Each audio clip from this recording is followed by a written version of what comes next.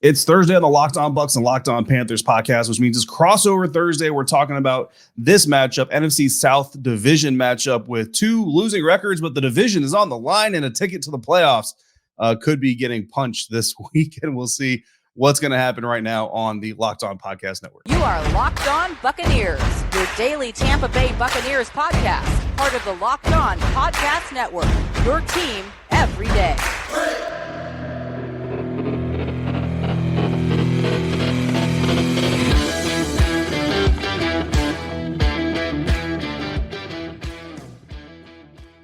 What's up, everybody? Welcome to the Locked On Bucs, Locked On Panthers podcast. Both shows part of the Locked On Podcast Network, your team every day. We are your daily podcast covering the Tampa Bay Buccaneers and the Carolina Panthers, and we're both free and available on all platforms, including YouTube. And of course, we thank you, as we always do every day, for making us first listener, first view of the day. I'm David Harrison. He is Julian Council. I host Locked On Bucs. He hosts Locked On Panthers, which makes sense because that's why we're here. When we're not doing that, you can find us on Twitter at Julian Council for Julian and at D Harrison 82 for myself. It'd be weird if it was the other way around. Crossover Thursday is presented to you by our friends at Prize Picks. Prize Picks is so much fun and it's easy to play. No competing with other players. It's just you versus the projections. Pick 2 to 5 players, and if they score more or less than their Prize Picks projection, you could win up to 10 times your money on any entry. First-time users, you get a 100% instant deposit match up to $100 with the promo code Locked On. That's PrizePicks.com or the Prize Picks app. Use the promo code Locked On. Julian, obviously the biggest story entering this game is the fact that the NFC South is completely up for grabs at this point in time. And the Carolina Panthers, who have fired their head coach, benched their starting quarterback, traded for a new starting quarterback, benched that starting quarterback, benched another starting quarterback. I can't remember how many times they benched their starting quarterback. Could be playing playoff football this year. Amazing. Traded Christian McCaffrey. Could be playing playoff football. It's amazing what's happening in the NFC South. So that's obviously the biggest story, but what's the biggest story around the Panthers specifically? Yeah, David, I guess we can have to go all the way back to the offseason. They tried and failed for Deshaun Watson. Russell Wilson didn't want to come here. They decided not to take a rookie quarterback in the first round. Trade talks with Baker Mayfield fall apart night 2 of the draft. They decide, oh no, what do we do?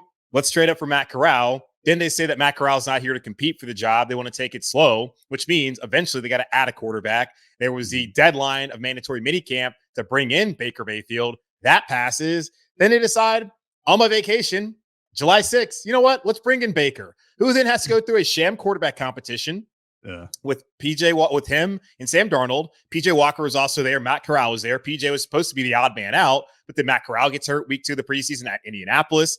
At New England. And Sam Darnold gets hurt week 3 of the preseason against Buffalo. It's Baker and PJ. Baker stinks. PJ plays. After Matt Rule got fired, Christian gets traded. Robbie gets traded. Multiple coaches get fired. Some of them leave to go follow Matt Rule. Sam Darnold's back. The Panthers have won 3 of their last 4. Yeah, it's been a weird season, man. That's really the biggest storyline. It's been one of the weirdest seasons in Panthers history. Oh, yeah, I forgot. Josh Norman is back here in Carolina for the last 2 weeks, possibly last 3 or 4, depending on how things play out, because he wants a chance at the dance. And the Panthers lost their best corner in J.C. Horn, at least for this week. There's a possibility that he can play next week. Yeah, it's been weird, man. The Panthers, despite laying an egg against Pittsburgh, get a mulligan from the Buccaneers, almost got an even better one in the Bucs 1916 almost lost in OT against Arizona Cardinals. Yeah. It's been a wild season. It's been a wild week yet again here in Carolina. There's never a slow news day, but certainly the biggest story is the Panthers are still alive. A young team has to go on the road and win back-to-back games. They've only won 1 road game this year. They've only won back-to-back games 1 time. And off of that, they lost to a bad Steelers team. Mm-hmm. So, yeah, man, I don't even know if you can point to just one story being the biggest storyline for the Carolina Panthers. There's a litany of storylines heading into what is probably the biggest regular season game, at least in my opinion, since 2014 when they went on the road to beat Atlanta Falcons. And coincidentally, that was also a weird season where the 7-8-1 Panthers went to the playoffs. Yeah. I mean, it's been a weird year all around, not just, for the Carolina Panthers, obviously for the entire NFC South and for the Buccaneers.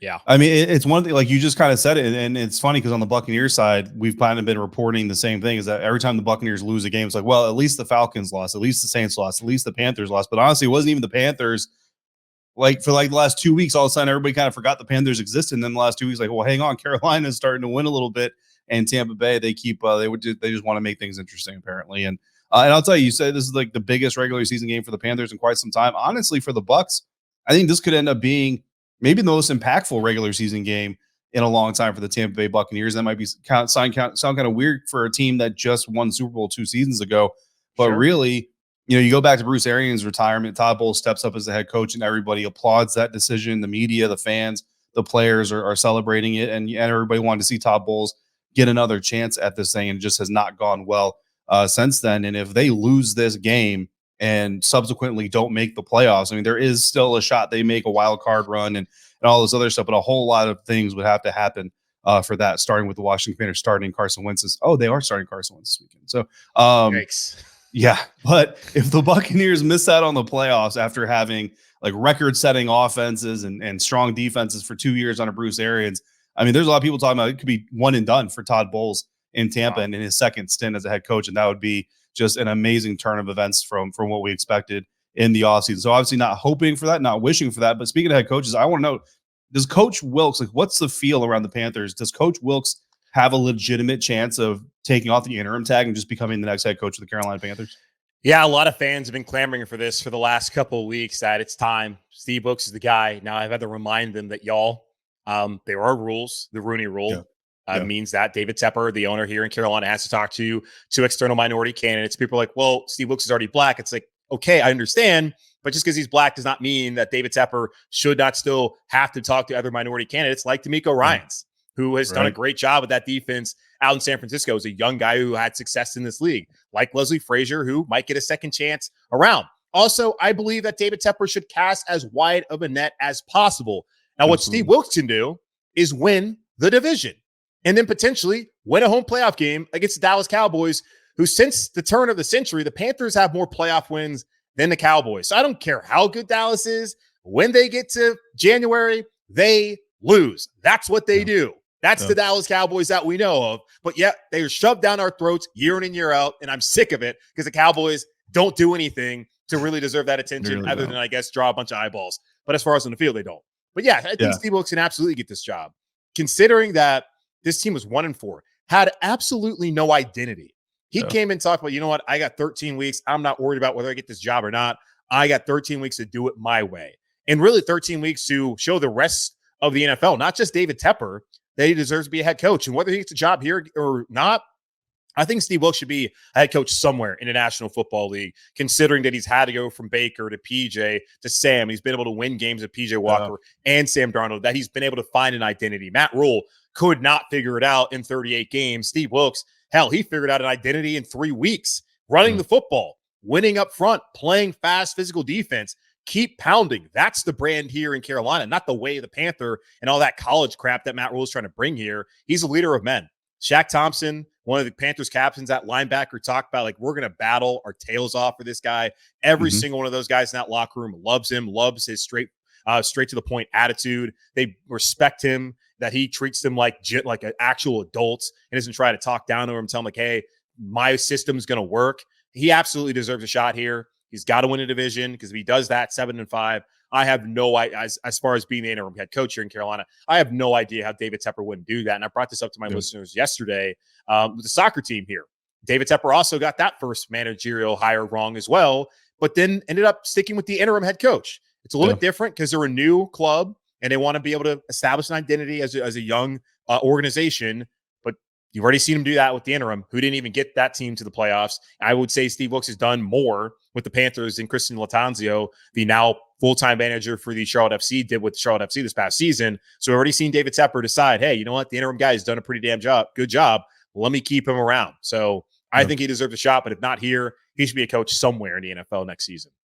Absolutely. Look, David Tepper's a successful businessman. That's how he got into the NFL. That's why he's an owner of a National Football League franchise. And so he's got to know sometimes being lucky is better than being smart. And when you luck into a good deal, you don't look it in the face and just get rid of it. So yeah, hope to see Coach Wilks get an opportunity, if not in Carolina, like you said, somewhere else, certainly, but doing a great job with what he's been handed, which is not very much, to be quite honest with you. For the Buccaneers, they've been handed a lot. I mean, the GOAT, Chris Godwin, Mike Evans, Leonard Fournette, What they haven't been handed is an offensive line. We'll talk about that here in just a little bit. But outside of that, we're looking to see if the Buccaneers can finally put together a complete game.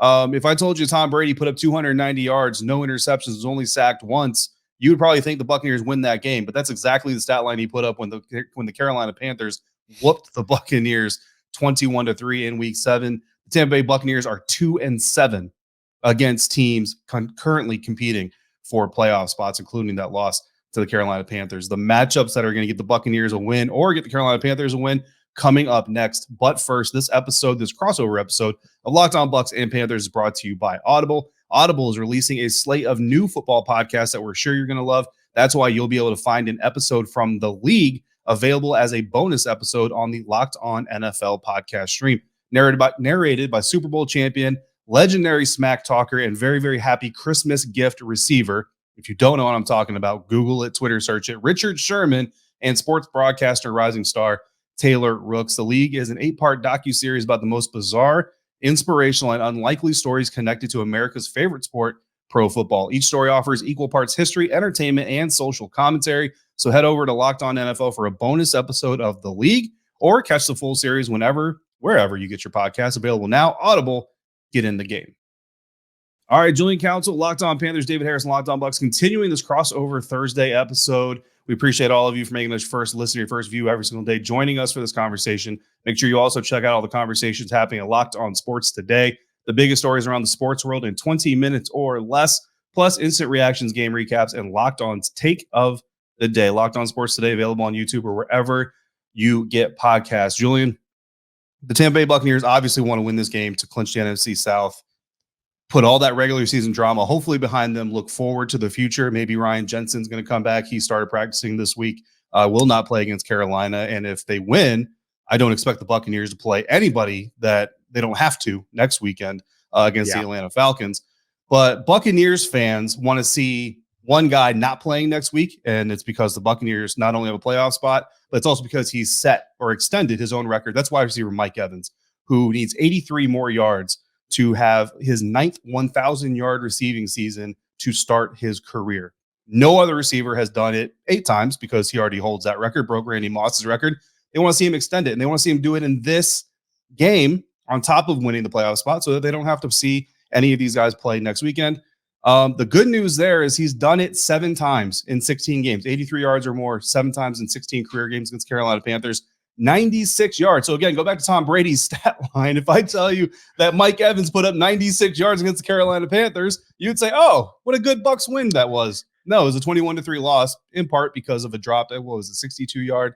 That was like the first play of the game, too. Yeah. It should have been way more than that. I mean, the record could already be in hand if you think about it. If he makes that catch, he might already have the record extended. So that's going to be a matchup to watch for multiple reasons. Obviously, because of the record for Bucs fans personally, but also because of the challenge that he presents to the Panthers defense, especially like you mentioned with a banged up secondary, and the fact that if you get Mike Evans going, then you probably win this game. And again, it's a rare mistake by Mike, but James Yarcho and I have Locked On Bucs. We have called already, Julian. First play, the same exact play. We want the same exact play on play 1. Steve Wilks might see it coming. They might actually plan for that, but I don't care. I want to see that exact play run again, and I want to see Mike come down with that ball because he deserves it. He's a stand-up dude. I don't want to see him come down with that ball, but I've always enjoyed watching Mike Evans play football, and it is incredible that despite the Buccaneers not having a great offensive attack this year and the injuries and everything that's gone on with Tom Brady's regression on and off the field, that he's still right there, 83 yards away from 1,000 yards receiving. And that's what concerns me going into this week, man, because J.C. Horn being out, broken wrist. I talked all week to my listeners about Trey Hendrickson, who in Cincinnati, he broke his wrist. He's currently playing. Now, he also missed a game before coming back. In Cincinnati, they have a lot to play for. So the Carolina Panthers, I think the Bengals are trying to play for the top seed in the AFC. The Panthers are trying to stay alive. And also the Bengals are trying to get back to the Super Bowl where they were there last year. The Panthers, they want to get that momentum, be able to play in the playoffs with the young football team. And J.C. Horn is a really good player. He's going to have plenty of time in his career to be in this opportunity again, hopefully. So we got to do its best long-term for his health, but it could not come at a worse time considering that guys like CJ Henderson has been banged up. He was healthy last week. He struggled. Keith Taylor had a terrible outing against the Pittsburgh Steelers where they picked on him, especially in the second half on third down when he was on Deontay Johnson. But Steve Wilks said that he has confidence in Keith Taylor and in CJ Henderson, who he called out earlier this season saying CJ's got to make more plays. At this point in time, it's been a terrible trade that Scott Fitterer made. Give up a third-round pick and Dan Arnold for CJ Henderson and a fifth-round pick from Jacksonville after Horn broke his foot last year after week 3. It has not lived up to that billing, especially as a top 10 pick. I don't imagine that they would exercise his fifth-year option, but if you can change their minds, it's going to have to come on Sunday and then next Sunday against the Saints. So that matchup in the secondary, at least at the cornerback position, concerns me. Guys like TJ Carey will get an opportunity. Of course, Josh Norman, I don't know how much to expect. He's currently in the practice squad, but obviously he's going to get elevated, maybe 10, 12 snaps in the dime package. I don't think Panther fans should really believe that Josh Norman is going to go out there and be the game changer. I'm not saying it's not going to happen. I'm just talking about a guy. Mike Evans ejected. Yeah, I mean, that's might be the best play, but I mean, he's a guy who has not gotten a phone call from really any team all season long. He's been on the couch. You can only expect so much. Let's hope he doesn't even pull a hammy because that's really probably the most likely thing to happen. Not wishing an injury on anyone, but would just be realistic. 35-year-old player who did make some plays last year for the 49ers. So that's what concerns me. But a positive, though, I don't really see what all that's changed since the last time they played and now the Panthers are playing against the Buccaneers because the Bucs don't really have a ton of momentum. Carolina's playing a little better, at least from the Bucs perspective. The Panthers won 3 of 4. They're running the rock when they want to. I don't see anyone on that Tampa Bay front. I mean, Vita Vea has been a little banged up. I just don't see how the Buccaneers are going to stop this rushing attack. And where they're 18th right now in the league stopping the run, to me, this Panthers offensive line versus the Bucs defensive line, that should be a win yet again. Yeah, especially without Vita Vea. That's a huge loss for that defense, obviously. And that's honestly like reading the social media feeds from Bucs fans. Like you just tapped into the greatest fear that every Bucs fan has because they're actually terrified of what might happen in the rush defense. And speaking of defense overall, I think you're right. Like there's not a whole lot of differences between these two teams when they first met up. And I kind of throw out those stats earlier to kind of show that, you know, there were some good things that the Buccaneers did to kind of put themselves in position to maybe be able to win that game. Now, a lot came down to, I mean, they only had the Buccaneers offense only had 1 3-and-out possession that entire game. So they were putting yards in the stat box. They were getting some first down. They were converting. They didn't convert great, but they did get a couple of third down conversions. What was happening, though, is they weren't getting the 4th or 5th first down they needed to get into the end zone or to get into consistent field goal range. And then obviously I think it was 3 4th down conversions they end up needing to try to get to play catch up. And the reason they're playing catch up is because of the third down defense. And the Buccaneers have really been one of the best third down defenses this season. They're on pace to force more third down attempts in a 16-game stretch. And I say 16-game stretch because I went all the way back to 2007. So I feel like it's not fair to do a 17-game stretch. So sure, they're on pace to force more third down attempts in a 16-game stretch than any Bucs defense since at least 2007, rather the second most. Sorry, I just misquoted my own numbers. Guys, hold on. Locked On Panthers listeners, you don't know me. I do some number dumps. Here are some numbers for you. The Buccaneers are currently forcing opponents to face 14 third downs per game on average. Currently, that gives the Buccaneers 210 third downs that their defense has forced this season. 224, so they get 14 against the Panthers. 224, again, would be the second most since 2007. Why 2007? 2007 was the last time the Buccaneers went to the playoffs until Tom Brady arrived. So that number 224 has significance. That's playoff caliber defense when it comes to third down defenses. This season, the Buccaneers are allowing opponents to convert at a 37.7% conversion rate, 6th best in the National Football League, 2nd best in the same stretch since 2007. It all kind of ties together, right? In the Week 7 loss, the Buccaneers allowed the Panthers to convert 33% of their third downs, which goes against what I'm saying, right? Because that's actually a better number. But here's some more numbers for you, Julian. They only forced the Panthers to face 12 third downs. That's 2 fewer than the pace. But 2 fewer isn't that much, right? That's what Panthers fans are saying. Stop making your excuses. The Buccaneers are 7-2 this season when they force opponents to face 14 or more third downs. 7-2. They're 0-5 if opposing offenses don't have to face at least 14 third downs. Now, that could be anecdotal, right? So I flipped the numbers a little bit. Well, maybe it really has to do with how many they're converting. Julian, Panthers fans, Bucs fans, the seven highest games the Buccaneers allowed the most third down conversions. Follow me on that. So like 10, 9, 8, 7, the most third down conversions they've given. When you break down the top 7, they're 6-1 in those 7 games. Even though they're giving up the most third down conversions in a vacuum, the only game they lost in those top 7 games, the Kansas City Chiefs. They only forced the Chiefs to face 10 for third downs. Every other game, all the other 6, 14 or more. There we go. If the Bucs force the Carolina Panthers to extend drives, one last number for you. The Carolina Panthers, those 3 touchdowns they played, or they scored against the Buccaneers, they faced 1 third down on all 3 of those drives combined. Dang. There's the numbers right there. It is. You could simply say, like, after all of that, it's going to come down to third down, certainly. Yeah. And the Panthers last week found themselves really not facing that many because they were just gashing the Lions from literally the opening play. And if they're able to reel off 5, 6 yards, I mean, that's not maybe 5 yards or 6 yards attempt probably, but they're able to reel off 4 or 5 yards an attempt and get to 3rd and 2, 3rd and 3. That's exactly what they want, because you're going to ask Sam Darnold maybe to hand it off or do a little bootleg underneath to a tight end, and that's where they can have success. But certainly that just comes down to, can the Tampa Bay Buccaneers stop the run game? Because they can stop the run game and force Carolina into those 3rd and longs. We've seen over the course of the season that they don't have success in that. Even when Sam Darnold has been playing, they still don't have that much success in 3rd and long. And I believe Denver's now worse in third down conversion percentage. The Panthers were the worst all season long offensively. I can't imagine that they've gotten into the 20s at this point in time, just based off of how big of a hole they dug themselves in. So yeah, I agree. Third down is going to be a big area of concern, but Carolina just got to go out there. I mean, I'm not worried about the Bucs running the football. They're going to be a team that's going to throw it, and that's where their advantage is offensively against this Panthers defense. The Panthers are going to have to be able to try and get any sort of pressure on Tom Brady if possible, as we've seen. That's typically the way to beat him. But really, they've got to be able to control the clock, run the football well, and then pick their spots with Sam Darnold to hit DJ Moore, Terrace Marshall, or any of these other receivers and try to make some of those downfield plays, which have been out there available because they've been so successful on the ground 3 out of the last 4 weeks.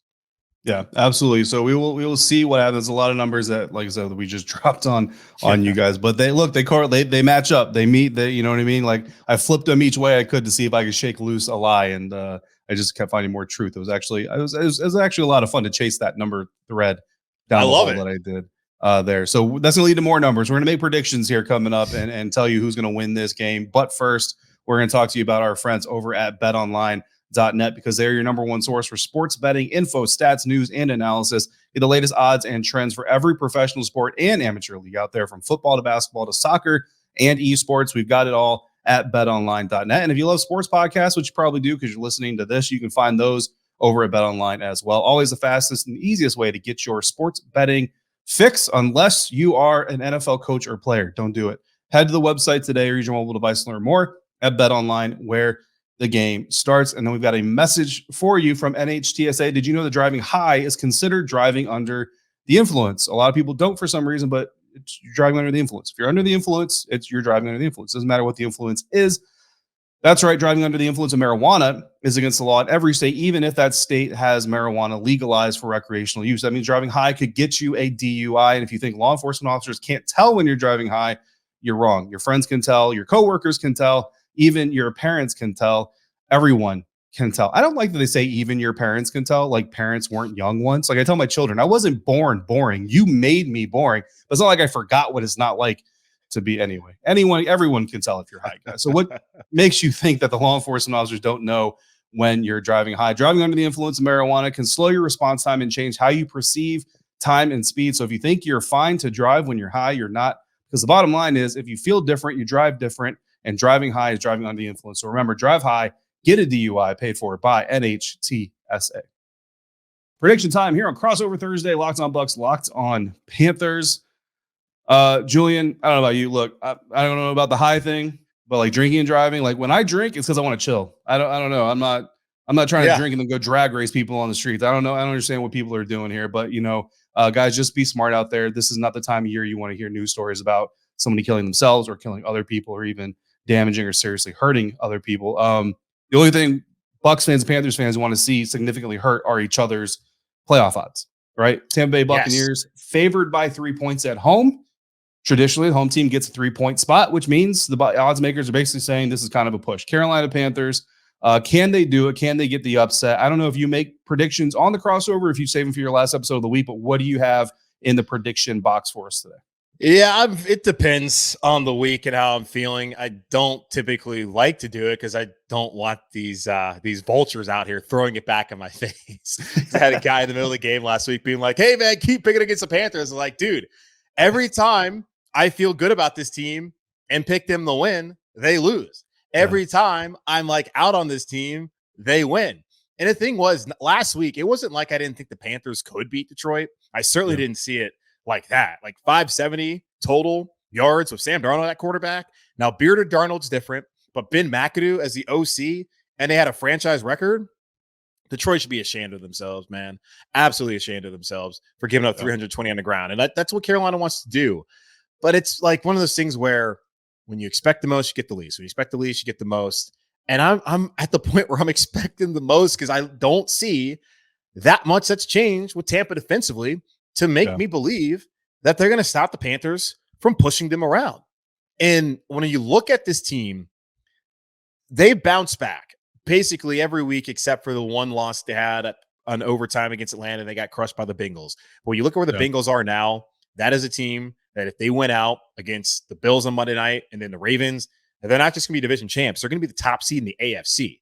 So there's really no shame when you look back at that performance. It's embarrassing, but there's really no shame considering the opponent. The Buccaneers aren't that team. And the Buccaneers are a team that have really just, I don't even know if you can say skated by. Like they've limped to the finish line. And the Panthers cannot award a team that has no momentum, that has a bad offense, that really disappears for 3 quarters and all of a sudden decides, oh crap, let's try and win the game in the 4th quarter. That's a team they got to be able to take advantage of. Now, again, they've only won one time on the road. And Buccaneers have championship pedigree, which is not something you typically would say about the Tampa Bay Buccaneers because it's the Buccaneers with Tom Brady, even Todd Bowles as defensive coordinator back on the Super Bowl teams, and Mike Evans, some of these other guys that are on that roster now. You have to look at the Buccaneers as a team that certainly should not be taken lightly and a team that absolutely can beat you. And they're at home. So I feel like Carolina can win this football game. I do think it's a toss-up. I feel good about the Panthers' chances of winning this game on Sunday afternoon. I'm just not there to the point where I'm going to be like, oh, yeah, they're going to win. But I also have been saying to people, though, they would definitely win this game and then find a way to break our hearts by losing week 8 or week 18 at New Orleans and then allow Tampa right back in it to win it. So I do see Carolina having the advantage in terms of just, I think they can control the clock. I think they can run the football in Tampa Bay. It's just, can that defensive secondary hold up? Can Brian Burns find a way to get home? Can Derek Brown have an impact in the game? Same thing with Frankie Louvu. Like they started to get after the passer outside of just Brian Burns the last couple of weeks. Can they do that in this game to get Tom Brady off platform and to cause some issues? Because they can't. I have a really tough time seeing those corners be able to stop Chris Godwin, Russell Gage, and of course Mike Evans, and even that tight end core of Tampa Bay on Sunday afternoon. So control the clock, do that, but you really have to find a way to not allow those guys to allow the defensive secondary to get picked apart by Brady. Yeah, absolutely. Real quick on YouTube, apologize. I don't know what is happening. My camera is fine. I don't know. I have a message here on StreamYard that says, looks like your camera's unplugged. It absolutely was not unplugged. So I don't know what's happening. Well, I just kept going too, man, because I saw it and I was like, you know what? We're just going to keep going in case he figures it out. Yeah, I don't know what's happening. And other than stopping and restarting, which we're not going to do, I don't know how to fix it. So sorry. It's the last segment, right? You got most of the way through. Everything you said, I 100% agree with. Here's my thing about the Tampa Bay Buccaneers. Everything in me honestly wants to predict the Panthers to win this game because just the way the season is going, the way both these teams are going right now, it just feels like a game that the Carolina Panthers will win. But I think the theme of this season for the Tampa Bay Buccaneers as we get to the end of the regular season is this is a team that breaks your heart, but leaves just enough for you to keep hanging on. And we talked about history a little bit. Tom Brady retires, but you know what? He never submitted the paperwork. He was still doing interviews. He was still around with the Glazers, left just enough for you to hang on, and then he comes back. Bruce Arians retires and says, oh no, now the entire thing is going to shift. What's going on here? But they bring in Todd Bowles. Okay, continuity. All the other coaches stay. So there's not this drastic shift, just enough to hang on. Ryan Jensen gets injured, but then we go through training camp and the preseason. The offensive line actually doesn't look all that bad. Luke Gedeke, the rookie, actually looked pretty good early on. just enough to keep you hanging on. It's just kind of been that thread. Yeah, the Buccaneers have a losing record, but they also swept the Saints. Mike Evans and Tom Brady have looked out of sync, and the offense has looked anemic at times, but Mike Evans still about to extend his own record. So again, every disappointment still leaves you a little bit hanging on. And I think the Tampa Bay Buccaneers, despite the fact that it's going to take this long and teams are kind of like, if they make the postseason, they're one and done. I promise you, I have a comment on the YouTube channel right now that says, doesn't matter if they make the wild card, they're going to be one and done. The Buccaneers do enough just to keep you hanging on. That scenario here is you beat the Carolina Panthers, because if you don't beat the Carolina Panthers next week, you win, sure, but like you just said, you need help, and that's not going to do it. So I think disappointment all around. It's going to be a close game. I'm giving the Bucs the 3 points. Carolina, I'm giving them the 21 they scored the last time. Buccaneers 24-21. Again, not a dominant win, not a dominant way to win the division, but just enough to keep you hanging on as NFC South Division champions, Julian. That's the way that I see this thing unfolding. Okay. We'll see if I am correct, but I'm just happy, considering how bad this division has been. I'm just happy that we actually have a game of actual consequence that could go either way come Sunday afternoon in week 17. And even going to next week, if Carolina wins, Tampa at Atlanta is still going to be a big game. New Orleans, if they are somehow able to beat Philadelphia, we'll see what's going on with Jalen Hurts, whether he plays or not. Gardner Minshew looked pretty good last Sunday too. It could come down to where New Orleans is also still in it in week 18. So I'm just happy that there's a game of consequence, especially for the Panthers. I certainly would love to not have to come up here next week and talk about a game that does not matter, other than, hey, lose so your draft position is secure. Right. Don't want to have 5 days of that. But certainly excited that the Panthers actually have a game of consequence where if you lose, it's over as far as your playoff dreams in January. And if you win, you got one more week to find a way to get to the playoffs and be division champions since 2015. So, yeah, I would expect it to be a 4-quarter game. Would not shock me in the least if Tampa Bay is able to go out there and pull it out in the end after looking terrible. Also wouldn't surprise me if Carolina runs wild on them and somehow beats the Bucs again by double digits, because that's just how these two teams have trended over the last month of the season. But I think and hope that it will be a good game that everyone can enjoy, win or lose through those 60 minutes, maybe even more, depending on how things play out. Hopefully. But hey, look, why not finally sweep the Saints and then get swept by the Panthers? Why that'd just be the most Buccaneers thing to do. So quickly recapping this crossover episode, Julian, for the Buccaneers, the biggest story is whether or not they can finally put a full game together. Literally, I mean, for the first time this season, it would be a full game together and win the division title. What's the biggest story for the Carolina Panthers? Yeah, things just get crazier. Never a slow news day here in Charlotte. Josh Norman's back. He's going to try and do something to help out this banged up cornerback room in the secondary that certainly is going to have to play its best if they can be able to beat Tampa Bay because of the injuries that they've suffered over the last couple of weeks. Dante Jackson out for the rest of the season, and then J.C. Horn potentially at least out this week, but maybe out for the rest of the season, depending on how Carolina progresses and if he's able to come back injury-wise. But it's been a wild year for Carolina with Matt Rule getting fired, Baker coming here, then now with the Rams, and actually not playing too bad for Sean McVay in that offense, and Sam Darnold now being one of the better quarterbacks over the last 4 weeks since he's taken over as a starter. It's just it's never boring here in Carolina. They might not be the best team, but they're certainly not boring. And for me, having to do this show solo every day of the week, I like that. So thank you at least for not being boring. Like, if you're going to be bad, be entertaining bad. If you're going to be good, be entertaining as well, but never be boring. So yeah, it'll be interesting to see what happens on Sunday. Yeah, absolutely. And I'm sure, a lot of Bucs fans are going to disagree with me, but I want to see Brian Burns and J.C. Horn playing playoff football. Maybe just not this season. And in order for the Buccaneers to prevent that, Mike Evans against that Panthers defense, banged up, like you just said, they're going to need to take advantage of that matchup and that third down defense against the Panthers offense, all those numbers I dropped earlier, which if you can't remember them all, that's fine, because we have a rewind button. So you have the benefit of technology to listen to them as many times as you want to. Julian, then what's the key matchup for the Panthers? And then finally, how do you see this thing wrapping up? Yeah, key matchup's going to come down to the secondary. Can those guys like C.J. Henderson and T.J. Carey, Josh Norman, of course, and Keith Taylor, can they defend Mike Evans? Can they defend Chris Godwin and those Tampa Bay receivers? Can they get pressure also on Tom Brady? And can the Panthers run the damn ball and control the line of scrimmage like they have done through the last 4 weeks? If they do that, it should be a win for Carolina on Sunday. Yeah, absolutely. Could be a win for Carolina. Could be a win for the Buccaneers. You've got Carolina. I've got the Bucs. Anything could happen. Everything could happen. Unfortunately, that is the crossover Thursday episode that just happened. And I think a lot of good stuff, a lot of entertaining storylines going on. Hopefully everybody out there enjoys this game this weekend. We thank all of you for sticking with us. Locked On Buccaneers, Locked On Panthers.